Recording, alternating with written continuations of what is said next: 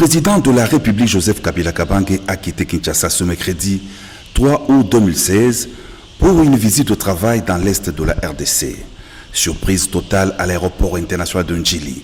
Au lieu de se rendre au pavillon présidentiel, le chef de l'État se dirige vers l'Airbus A320 des Congo Airways à destination de Goma. Il prend place à bord de l'avion passager sous le regard étonné et admiratif des voyageurs. Après plus ou moins 2 heures de vol, Congo Airways atterrit à Goma. Le chef de l'État descend pour une escale technique. Il est accueilli par le gouverneur du Nord Kivu, Julien Paluku. Le président de la République reprend par après le vol à destination de Beni. Il est venu à Beni comme à l'accoutumée s'enquérir de la situation sur le terrain et s'assurer personnellement de la paix qui doit régner sur ces territoires comme partout en RDC.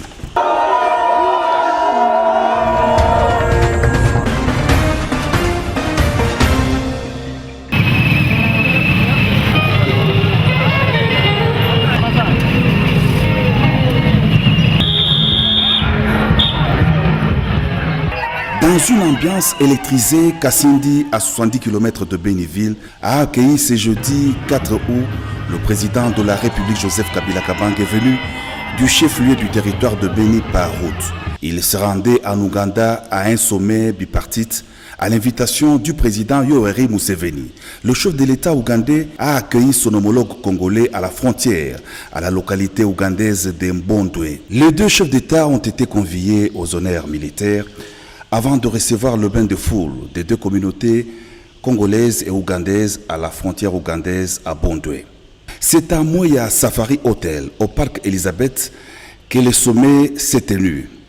Dans le communiqué final, à l'issue de la rencontre, les deux chefs d'État ont salué les efforts visant à mettre en œuvre l'accord de Ngurdoto du 8 septembre 2007 portant sur la coopération bilatérale entre l'Ouganda et la RDC et ont convenu de concrétiser les domaines de coopération dans le cadre de la grande commission mixte. Le sommet a en outre émis des directives sur la neutralisation des ADF. Les deux chefs d'État ont exprimé leurs préoccupations face à la menace de la paix et la sécurité que continuent à poser les ADF dans la région et ont réaffirmé leur engagement à intensifier les efforts tant au niveau bilatéral que dans le cadre de la région, avec un accent particulier sur le démantèlement de la capacité des ADF à mener des actes de terreur à l'encontre des civils innocents. Au sujet du rapatriement des éléments ex-M23 de l'Ouganda, les deux chefs d'État ont souligné la nécessité d'accélérer le processus et se sont engagés à fournir tout le soutien nécessaire pour la mise en œuvre des déclarations de Nairobi dans le but d'élever tout obstacle entravant les processus de rapatriement. Concernant la coopération dans les secteurs de l'énergie, les chefs d'État ont discuté du potentiel énergétique dans la région et instruit leurs agences compétentes d'accélérer la collaboration, particulièrement en remettant sur la sellette les projets des barrages hydroélectriques de Nepoko et des Simliki. À l'invitation de son homologue de l'Ouganda, Yoweri Museveni, le président de la République Joseph Kabila Kabange a participé ce jeudi 4 août 2016 au sommet Ouganda-RDC. Outre le communiqué conjoint, à l'issue de cette rencontre, les deux chefs d'État ont répondu aux questions de la presse congolaise et ougandaise présente à Moya Safari Hotel.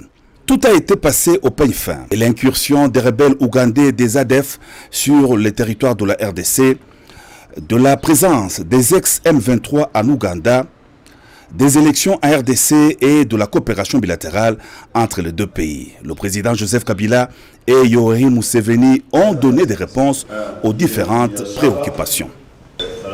Son Excellence, Monsieur le Président Joseph Kabila a dit qu'il a déjà rempli toutes les conditions qui étaient demandées et il ne comprenait pas pourquoi il ne rentre pas. Nous allons leur demander à ces ex-M23 parce que toutes les garanties ont été déjà données.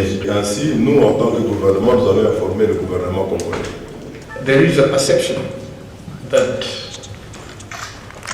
it's the government of the president who organizes elections. It's not the case. Elections are organized by an independent electoral commission. Le président de la République Joseph Kabila Kabange a présenté la situation en RDC par rapport aux prochaines élections. Les élections ont été organisées en 2006 et 2011. Il y a eu certaines perceptions des gens qui pensent que le président de la République organise les élections. En RDC, les élections sont organisées par la Commission électorale nationale indépendante. Avant les élections, la CENI a besoin d'un fichier des électeurs. Ceci est impératif avant le vote. Récemment, la CENI a commencé les opérations d'enrôlement des électeurs. C'est la mise en place du fichier électoral, a dit en substance le chef de l'État. Par ailleurs, nous avons pris l'engagement de sécuriser les personnes et leurs biens, a indiqué le président de la République qui répondait à une question d'un confrère ougandais sur les tracasseries routières dans la partie nord-est du pays. Cette question a été débattue lors de la dernière conférence des gouverneurs de province, a précisé le chef de l'État. Des retours au pays après son séjour en Ouganda, le président de la République, Joseph Kabila Kabange, a été comme à l'aller accueilli chaleureusement par la population de Kasindi, mobilisée jusque tard dans la soirée pour lui manifester son amour et son soutien. Le chef de l'État s'est arrêté pour une adresse à cette population en liesse.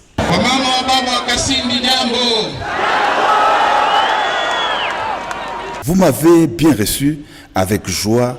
Je ne pouvais passer sans vous saluer et vous remercier, a indiqué le président de la République. Je suis allé en Ouganda à l'invitation de nos voisins pour débattre des questions d'intérêt national, singulièrement des Kasindi, appelés à vivre en paix dans la quiétude. La paix doit régner chez vous, mais également chez nous, a dit en substance le président de la République à son homologue ougandais, Yoweri Museveni. Autre sujet abordé, celui de la reconstruction. Le chef de l'État a annoncé la réhabilitation et la modernisation de la route nationale numéro 4 sur le tronçon Beni-Kasindi. Il a aussi parlé de la fourniture du courant électrique à Kasindi, Beni, Butembo grâce à la coopération avec l'Ouganda. Le territoire de Beni aspire à la paix effective dans plusieurs localités en dépit de quelques actes de barbarie perpétrés ça et là et vivement réprimandés par les éléments des FARDC. À Kasindi comme à Béniville, la population s'adonne paisiblement à ses activités quotidiennes et remercie le chef de l'État pour ses efforts de restauration de la paix et la sécurité sur l'ensemble du territoire national. Vous savez, ça, la paix, rien ne peut marcher et c'est grâce à la paix nous avons arrivé à investir dans la cité de Kasindi. Ici à Kasindi, nous sommes à paix. Et que vive la paix, que vive les raïs Joseph Kabila. Za Congo ya Lumumba, za Congo ya Laurent Désiré Kabila, za Congo ya kimia. Za Congo batu bafanda kimia, basala musala ya malamu, kumbuke tambura malamu. Objectif ya kujenga hiyo hoteli hapa ilikuwa kusema siku moja rais akafika, akute mahali anaweza kaa na salama, ajikute kuwa na amani na aone watu ambao wako nyuma ya mawazo yake ya kazi, yani Shanti ambaye alianja. Ndio gisi amekanyaka hapa, miguu yake imefika hapa Kasindi, kwetu ni furaha sana, tunashangilia sana kufika kwake.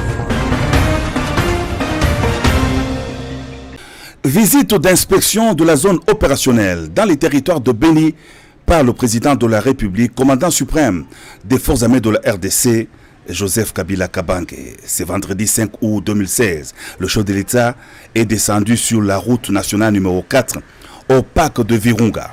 Il a eu des entretiens avec des responsables militaires et le gouverneur du Nord Kivu, Julien Paluku, qui lui ont présenté le rapport de la situation sur le terrain, situation sous contrôle.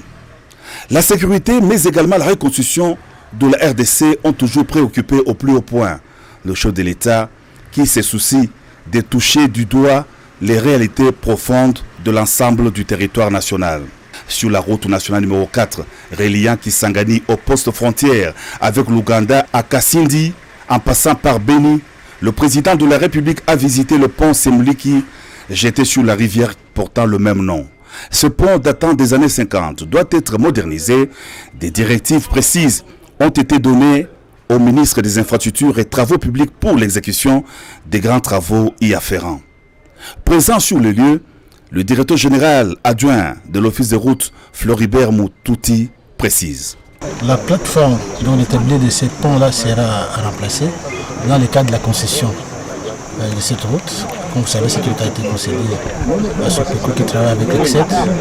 Mais après cela, cette route aussi devra être réhabilitée dans le cadre du deuxième financement additionnel Banque mondiale dans le cadre du projet ProRoute. Et dans ce cadre-là, tout le pont sera totalement remplacé. Le directeur chargé des ponts et des chaussées à l'office de route, José Ekwambengo, souligne l'importance du pont Semuliki sur la nationale numéro 4. Le pont Semuliki ici, long de 63 mètres, a toujours été maintenu. Parce que c'est un pont qui se trouve sur la RN4, la même route qui part de Kisangani jusqu'à Beni et de Beni vers Kasindi. Alors c'est sur la rivière Semuliki et c'est le début même du fleuve Nil. Ce pont a une grande importance. Pourquoi? Ça draine, ça fait traverser le tonnage qui vient de l'Ouganda vers la RDC, vice versa.